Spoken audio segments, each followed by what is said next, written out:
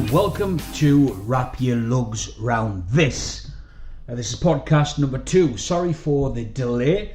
Lots went on since my last podcast.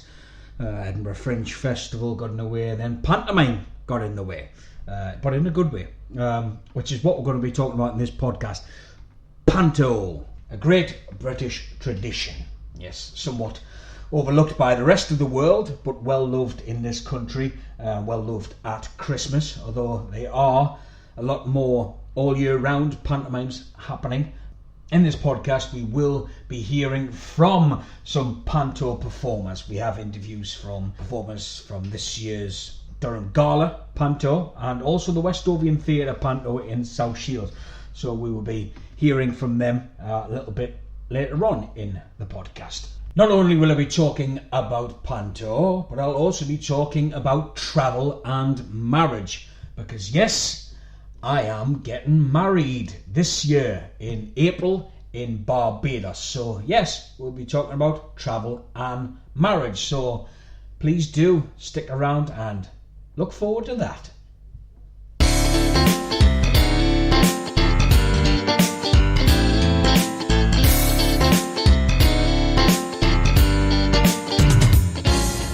Now, I remember going to see my first panto at the Westovian Theatre in South Shields. Long time ago.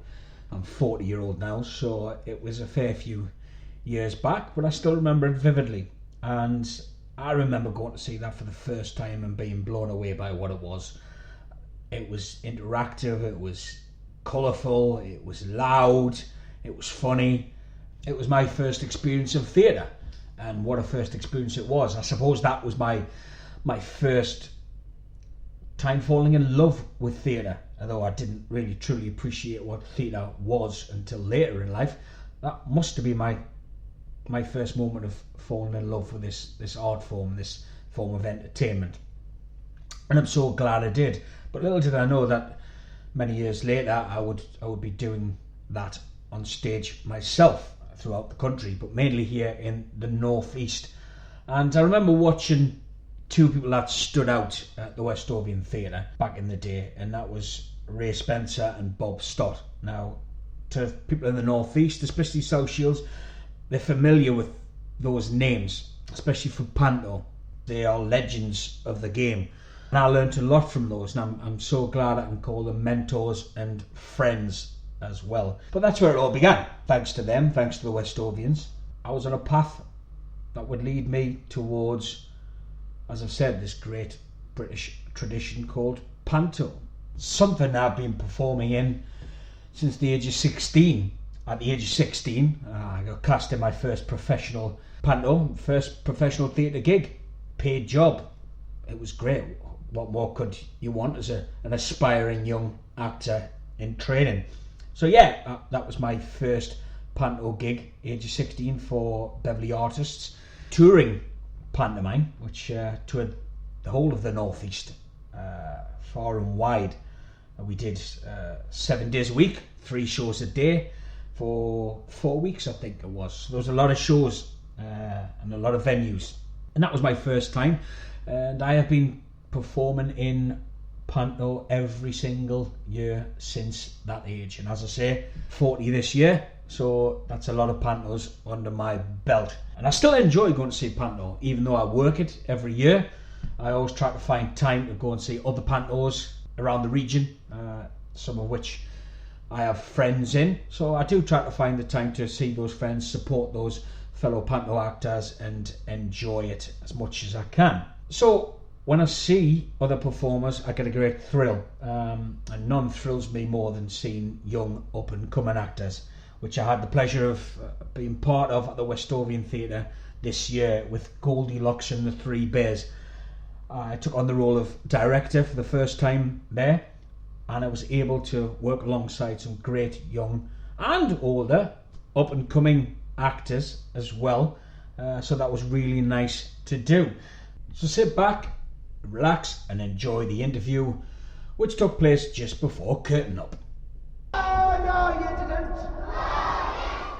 Okay, so here I am backstage at the Westovians Theatre in South Shields in the dressing room of one Dame Gertie Dollop and Baron Wasteland. Guys, if you want to introduce yourself, give us your real names. I'm Robert Wilson Baker and I play Dame Gertie Dollop. Yep, and I am Jack Robert Young and I play Baron Wasteland. Good. Thank you very much for agreeing to be interviewed on this podcast. So, Jack, this isn't your first show here at the Westovians.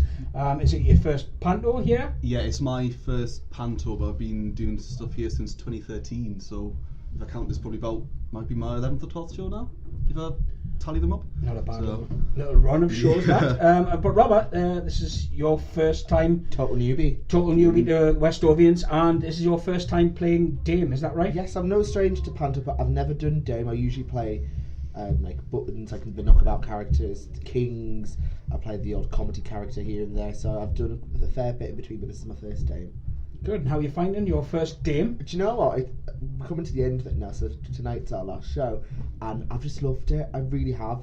It really helps that you've been supported by such a lovely cast, a lovely creative team, and do you know what? It's a step up from what I've been doing. Like I'm just using all the skills that I've gathered and just using them in a different way. Right. What about you, Jack? What is Baron? Because you know what is it? It's what is Baron? Because everyone knows what the Dame character is about and stuff like that. The lesser known Baron, how does he fit in? Because he sort of fills that your panto archetype of your dad or your king or whichever. Squire. Yeah, that sort of part. So it's he's sort of there for a lot of the exposition filling and going, I'm going to tell you off and all that sort of thing. He does a lot more of the...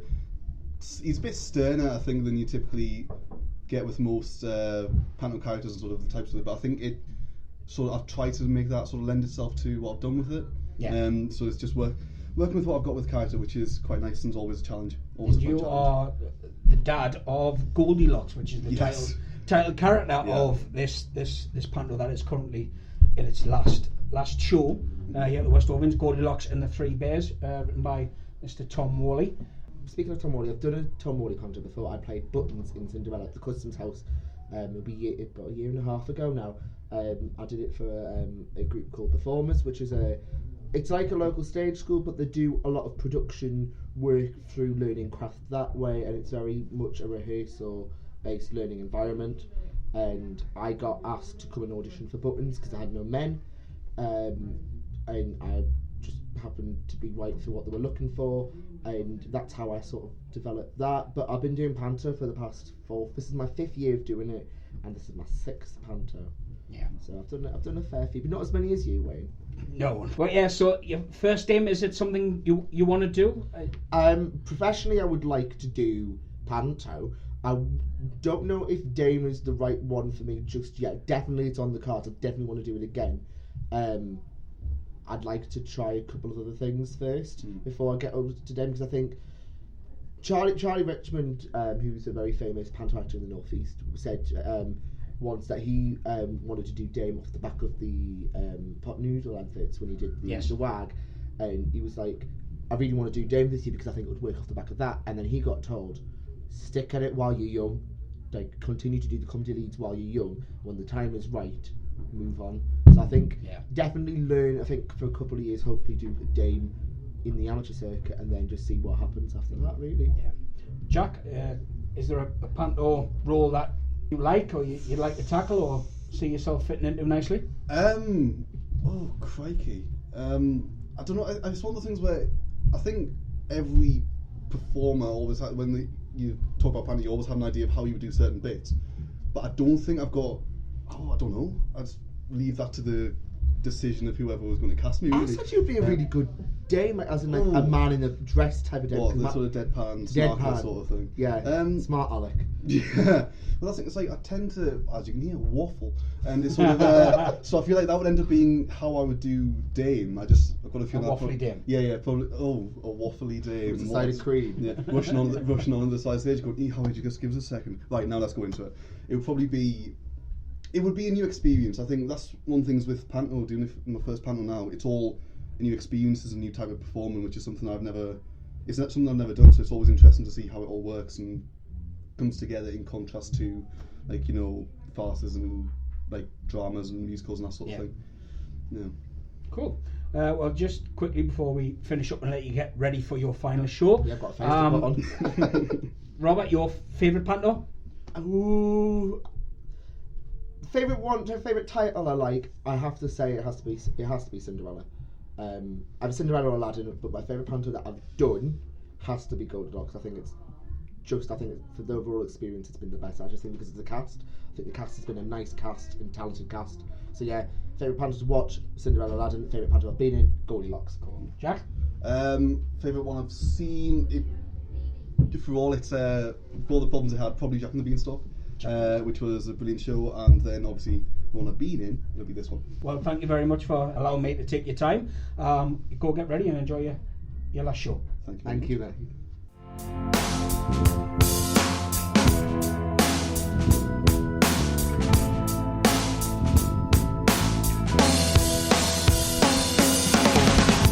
That was great to hear from Robert Wilson Baker and Jack Robert Young, who were in Goldilocks and the Three Bears at Westovians this January, which I was very, very proud to be part of. Now, a little later on, we'll hear from someone else who was in that panto, the lovely Georgina Wales Spencer, who played the role of Silly Billy. Now, Georgina is the daughter of a man I mentioned before with high praise, and that is Ray Spencer. Now, for many who don't know, Ray Spencer is the executive director of the Customs House Theatre in South Shields, also the star of their in-house pantos, and he has been there for a long time now. He's currently playing Dame. He has played the role of Knockabout, the Silly Billies, and of course his alter ego Tommy the Trumpeter. So, well known in the region for his comedy skills, his panto presence, and his all-round efforts to make the Customs House Theatre what it is. Now, Georgina is his daughter, 17-year-old, and her role in Goldilocks and the Three Bears has a little bit of history to it. Now, many years ago, Ray did himself play Silly Billy at the Westovians, something we'll delve into a little bit more when we hear from Georgina. Now, back to Ray himself though, someone that I've known very well for a long time. As I said before, I used to watch him in panto. Then he had the joy of being my lecturer at college where I studied performing arts. Under his tutelage and direction, I learnt a lot, and I performed in many shows, one of which I mentioned on the last show, The Machine Gunners, which went to the Edinburgh Fringe Festival. Also many pantos that he has directed me in, and I also starred alongside him at the Customs House itself, where I spent 3 years in panto there. I starred in such pantos as Dick Weddington, Aladdin and Babes in the Wood. Before I moved on to become what I'm well known now for, and that is Elfluent, Santa's Naughty Elf. So I've got a long history with the Customs House. So I have spent the last 13 Christmases performing there. So it is like a second home. 13 years of panto at the Customs House. But that sounds like a long time, but the Customs House itself is actually celebrating 25 years of panto this year. And to celebrate that, they are having a special event on the 15th of February. It's 25 years in Cooksonville, celebrating all things panto. Stars of panto from this past year and many past years. Something which I'm involved in myself. So I'm very much looking forward to that. I get to work with some people that I haven't worked with for a few years. Some very close friends. So that's got to be an absolute storming show, I've no doubt. So it'll be a great chance to get back with some old crew there. Now, panto isn't the only thing I'm going to be talking about in this podcast. As I mentioned before, I'm going to be talking about travel. Now, this year I'll be doing a lot of travelling. First off, it will be travelling to Barbados, where I am due to get married this April to my lovely fiancée, dance choreographer and pretty well-known book blogger now at Stacey is Reading. So yes, me and Stacey are planning on getting married in April. Now, in January last year, I did pop the question. So it's been over a year now since I did the deed. Maybe that's not the right term to use, did the deed. Maybe he's not. Who knows? Who cares? I'm talking about popping the question. Yes, popping the question. I popped the question in New York last year, in Central Park of all places. Now, to some people out there listening, probably think that's romantic as heck. Well, that was the idea. However, the execution and the delivery maybe wasn't. But more about that a little bit later on. Now, we're going to go back to Panto land. Now, I performed with many great panto performers in my career. Ray Spencer was one of them, Bob Stott another, many females, great performers like Lauren Wayne, and also this next panto star. Yeah, I'm going to call her a panto star because she is. Sarah Bolter is someone that I've known for a long time, personally and professionally. Performed in many various productions over the years. None more special to me than when she was part of Santa's Naughty Elves family. Now, as I've said before, Santa's Naughty Elf, I performed at the Customs House. We have for 10 years. We've just celebrated our 10-year anniversary with Santa's Naughty Elf at the Customs House. It is our panto for the under sevens. Something I'm very proud of, and proud of the fact that we had Sarah as part of our panto family for many years before she moved to the Gala Theatre. Now, something she's going to talk about in this interview. So again, just relax and enjoy a wonderful interview with a wonderful performer.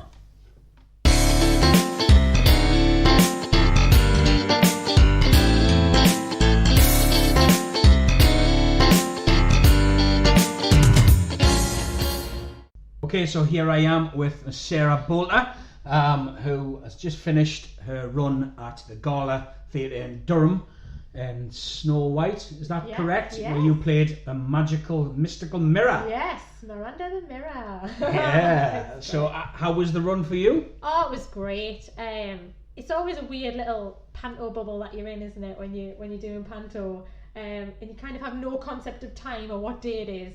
But I loved it. I really loved it. It was a totally different part for me. I was in the mirror, and then I was out of the mirror, which has never been done before, as far as I'm aware. And I had the sparkliest costume on, and the most amount of glitter I think I've ever had on my face at one time. I'm still finding it now, in all honesty. Yeah. And that costume was comfortable, from what I hear. Yeah, it was actually. Initially, it was because the lady who made it, Emily, she was absolutely amazing, and she hand sewed every single piece of that. If you've seen it, you would appreciate how sparkly, like how shiny it was, just caught the light and reflected it off. But it was quite spiky to wear because it was on a bodysuit, so I had an underlayers on, which was very hot. Looked like shards of broken glass. It looked like shards of broken glass, but it wasn't glass. It was like this kind of hard, shiny kind of plastic sort of thing. But initially when I first put it on, because obviously it was for me, but in terms of movement, I had to kind of loosen it off a little bit, if that makes sense. Yeah. So as the time went on, it became more comfortable as it kind of molded to my body shape, and then after that it was fine, and I enjoyed putting it on. It left no room for sins, though, for the extra buttons. It was very tight. Yeah. It did look fabulous. It was a standout costume. But well done for powering through it. Thank you. Yeah, it was great. I did enjoy it. It was a lovely group of people as well, which makes a difference, when you're with them for day in, day out for like 2 months. Yeah. You've got to keep each other laughing and keep the morale up and stuff like that. So it's not the first time you've done panto at the Gala, is it? No, it's the second time with a gap in the middle. Yeah. Yeah. Your previous one was Jack and the Beanstalk. I was Princess Gilliana in that one. So that was a different role, like being principal girl, if you like, to something a bit more weird and wonderful, like a more magical character, Yeah. So that was good. I really enjoyed it. But you have played a mix of panto roles over your career, haven't you? Yes. You don't just stick to one. No, that's the good thing, though, isn't it? When you get to do stuff like this. Obviously, I've done Naughty Elf with yourself, yes. Which is again a totally different thing. Yeah. In terms of character and whatnot. I would love to play a baddie. I've never played baddie in pantomime. Yeah. That's the one that I would love to do. Yeah. That would be great. Well, Something different. That was one of my questions to Yeah. come up with. I've asked a few people, and I always ask, what is the one that they've never done in panto? It's the same with me. I've never played villain. I've played dame. Yeah. I've played the silly Billy kind of characters. I've played Yeah. a naughty elf. I've played like Lord Chamberlain, that kind of thing.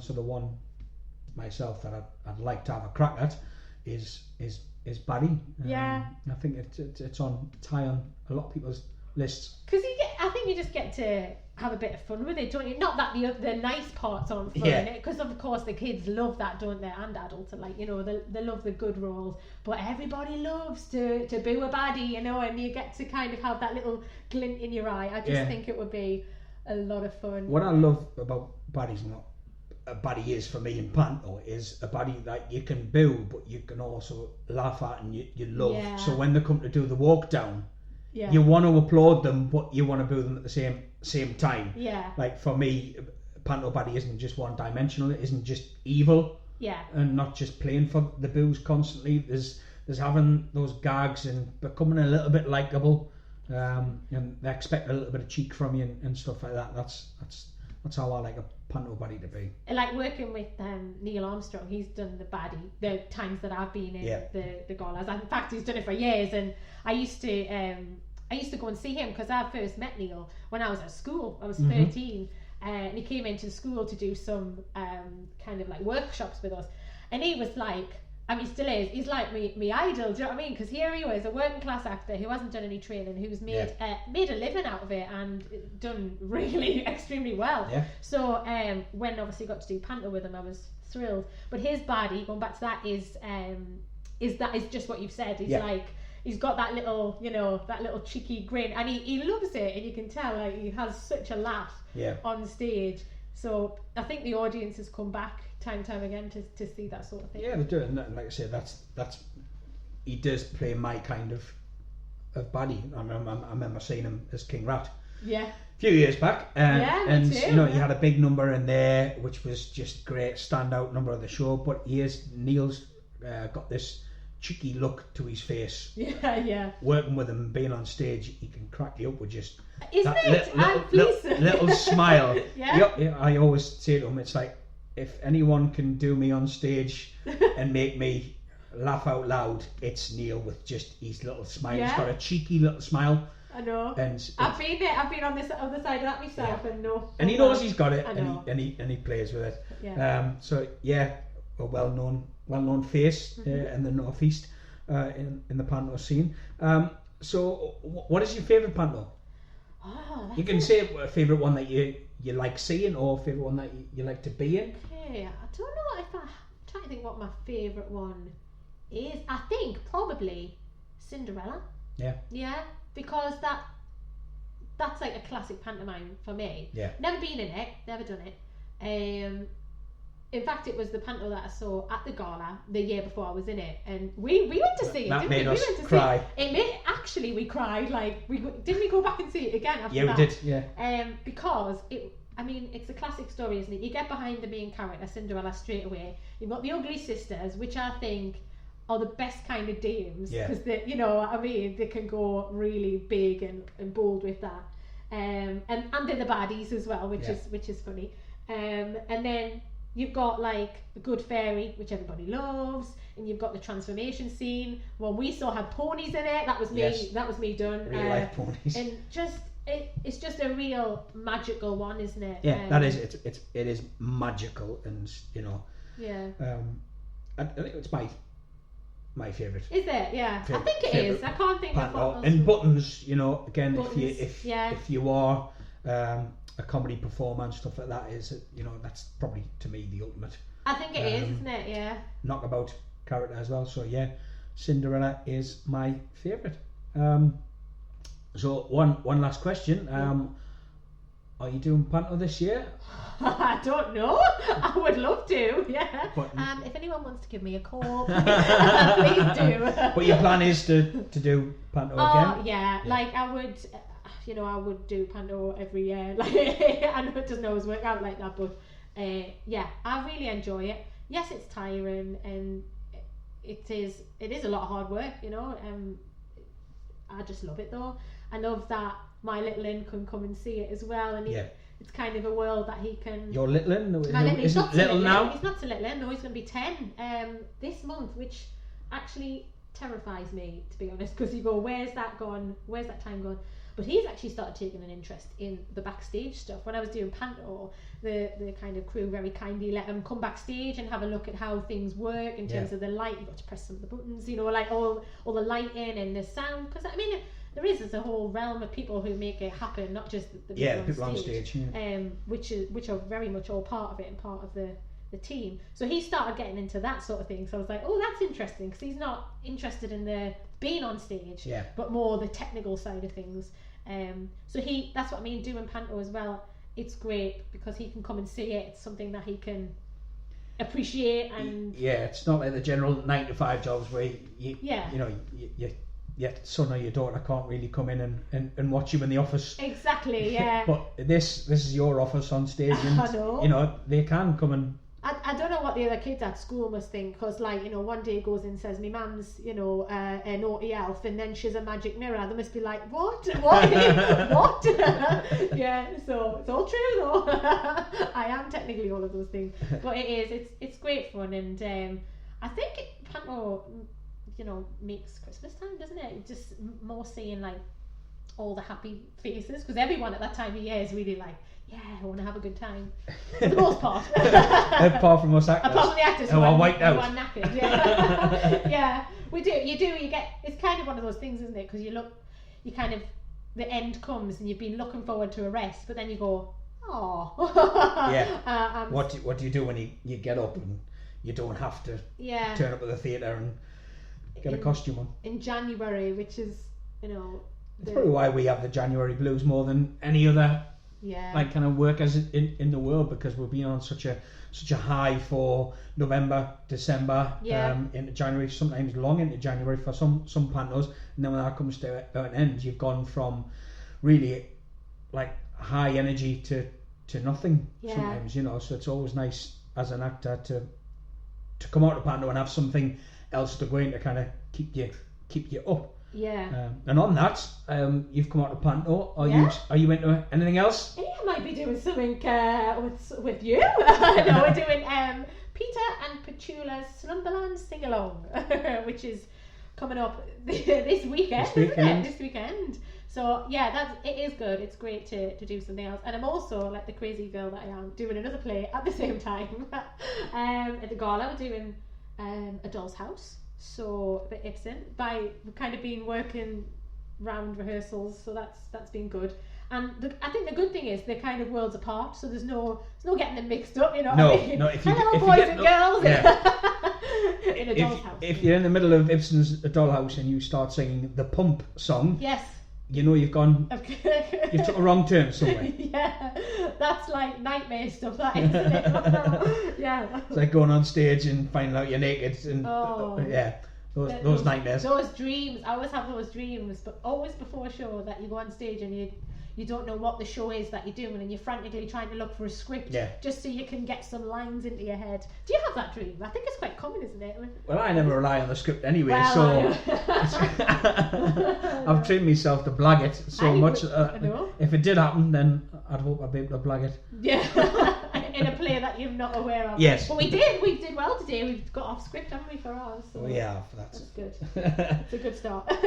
Well, I'd say thank you very much for your time and talking about the wonderful thing that is panto. So thank you very much for being part of this, and good luck with Doll's House. Yeah, thank you. I'll see you soon. Get the kettle on.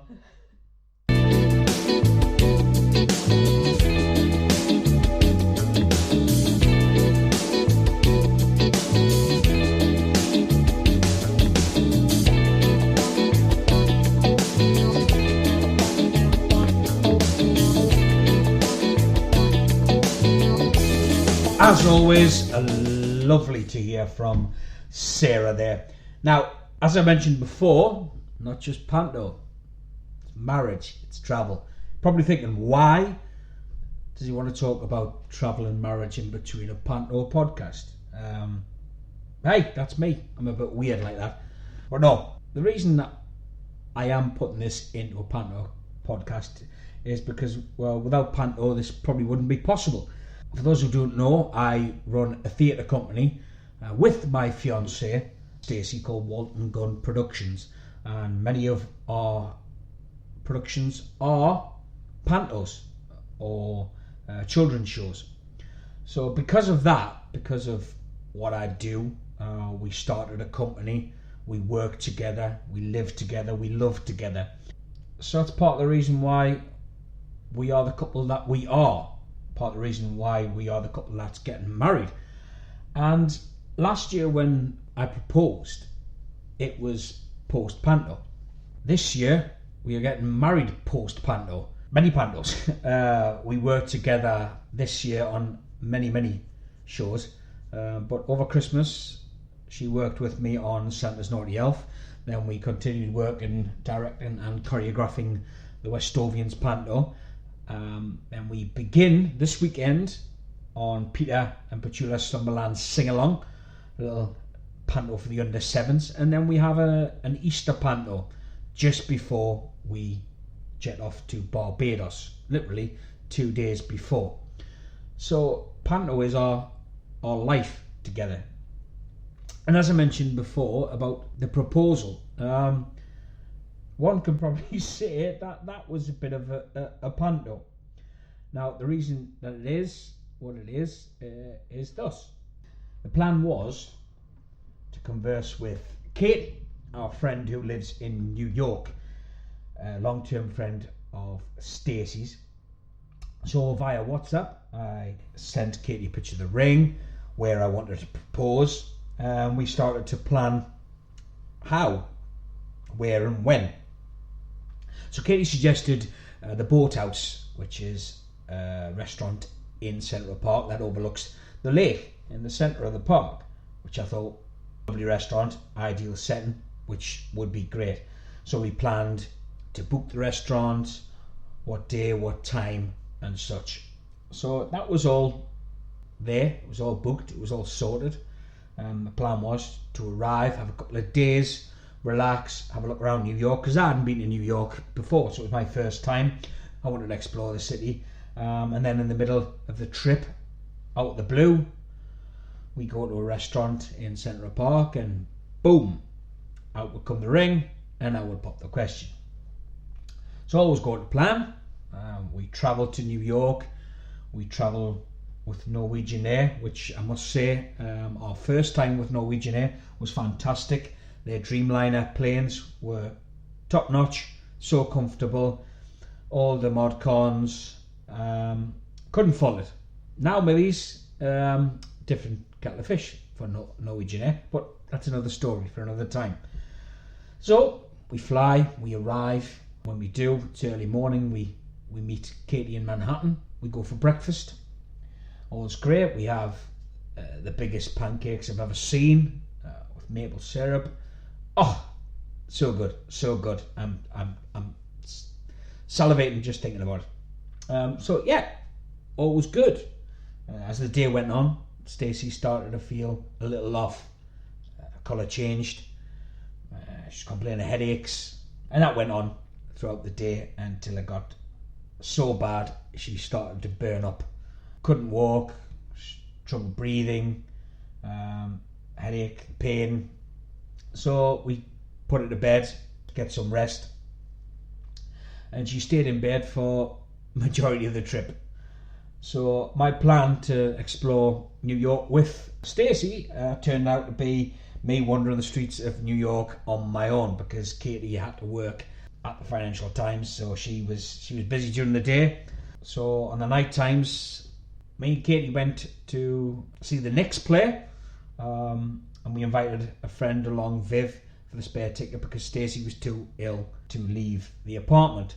So the fear set in that on my first night, Stacey couldn't leave the room, couldn't leave the bed. She couldn't sit up, she couldn't stand up, she couldn't do anything like that. So filling her full of medication seemed the logical plan, in the hopes that she would feel better. And she did. She started to feel better, but by the time the Wednesday came, when I was due to pop the question, she was still too ill. So that panic turned into pure fear. I didn't know what to do. Talk to Katie. I had to talk to Katie behind closed doors, away from Stacey's ears, not knowing what to do. So we talked, and we decided to try and rearrange the boathouse for the Friday, in the hopes that she would be feeling better enough to get out and go there and enjoy Central Park a little bit, so I could propose. So as the week went on, she started to slowly improve. She improved enough to go and see Billy Joel at Madison Square Garden, which was absolutely phenomenal, the Piano Man. But she still wasn't right. She still wasn't there. So Friday came, the second attempt to do this, and she was better. She was able to get up and walk about. But on that day, the heavens opened and it rained. And I mean rained in New York that day. But we still had the reservation, so we still made our way to Central Park. We left the subway, we entered the park, and the heavens just drenched us, head to toe. Stacey was already in a bad mood because of the way she was feeling. The rain made it worse. She ended up taking it out on me, full-on argument in Central Park. So there was me thinking, maybe it ain't going to happen today either. But we carried on, at least to go and have the meal. But once I got closer, part of me felt it was now or never. So I looked to Stacey, and she looked like a bag of hammers. Hair was all over, makeup was dripping down her face. Yeah, she wasn't feeling it. But yeah, I still wanted to marry her. I still wanted to propose. She may have looked like that, but to me, she was still the woman I fell in love with. She was still beautiful to me. So I wasn't going to back down. So we made our way to the restaurant, and we entered the restaurant, and I went to the toilet, took off my coat, handed the soaking wet coat to Stacey while I went to the men's room. And once I entered the men's room, I realised the ring was in the coat that Stacey had. Now, she put this coat over her arm, so my fear was she put it over her arm and it fell out the pocket. So while I was trying to relieve myself in the bathroom, take a wee, that is, that's all I could think about was, what if she found the ring? So I had to quickly finish up my wee and get straight back out of the toilet. I came out, she wasn't there. She'd already been sat at the table. So again, I still didn't know, had she found it? Had she put it back, pretending that she hadn't seen it? So I didn't know. So I had to make my way to the table, and I had to gauge from her face whether she had seen it or not. And luckily, I gauged right, she hadn't seen the ring. So there we sat, this beautiful restaurant overlooking a lake, still a beautiful view despite the rain, and I was going to propose. But how did I get it out of my pocket subtly without doing it? So I ended up putting my hand in the pocket, trying to feel it while I was in mid-conversation, while I was eating. I couldn't quite get it, so I was reaching around the back, trying to dig deeper in the coat, and I ended up looking like what I could only describe as Baloo the bear in Jungle Book, trying to scratch his back on a tree trunk. So Stacey's looking at me like I'm a right weirdo, but I managed to get it out of the coat and in my hand. Now, ever since me and Stacey got together, I would always say, I love you. She would say, I love you too. And I would always say it back, but I love you more. To which she would say, I know you do. Then I would say, well, do something about it. And she would finally reply, I'm waiting for you. So as I had this in my hand, I did the same thing. I said, I love you. She said, I love you too. I said, but I love you more. She said, I know you do. I said, well, do something about it. She said, I'm waiting for you to do. And then I did. I said, okay. Got down on one knee, opened the box, the ring was there, and I said, will you marry me? She looked stunned. She grabbed the ring, she said yes, and put the ring on her own finger. Now, to me, I thought as a man, that was my job to put the ring on her finger, but hey, maybe she was a little bit too excited. She wanted to put it on and make herself feel good when we were both feeling like drowned rats. So, yeah, that didn't go to plan, but I got there in the end. And that's what mattered.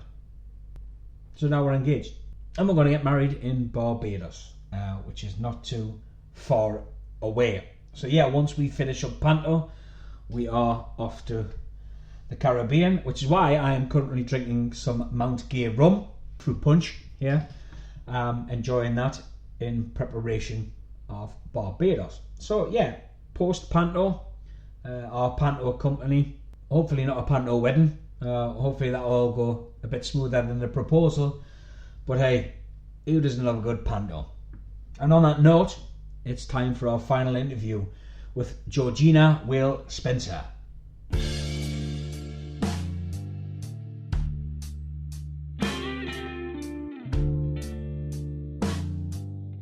Here I am, currently sat on stage with Georgie Whale Spencer, currently playing Silly Billy in Goldilocks and the Three Bears here at the Westovians. So hello Georgie. Hiya.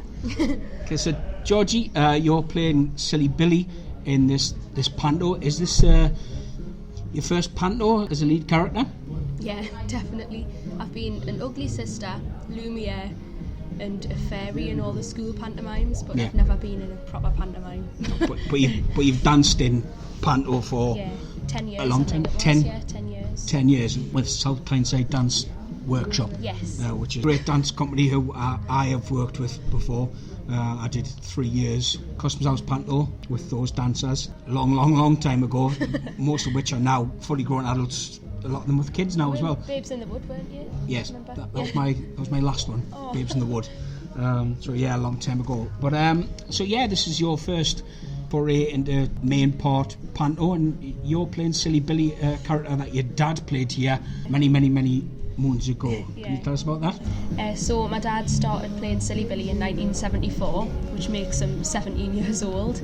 And I'm 17 years old. Yeah. Silly Billy in 2019, which is a long way away from before. I'm wearing his actual dungarees that he wore as well. Yeah, which is nice bit of history there. Yeah. So 1974, your dad played Silly Billy. I remember coming to watch Westovians pantos when I was young, and I'm 40 now. So I remember watching your dad here on this stage. So it's been so nice to see your dad playing this knockabout role here on this stage all those years ago when I was younger, and seeing you doing exactly the same. But how are you finding Silly Billy and being the one to make the audience laugh? Well, it's completely different to how I am in real life, because I'm so not naturally funny. I'm not at all. If it's on a script, fine, I can do it. Yeah. And I normally play like serious roles, like I've done Lady M and things like that, so completely different to this. Yeah. It's been a good challenge and I've really liked it. It's been good. Something you want to carry on doing, or do you feel like that was it, once enough?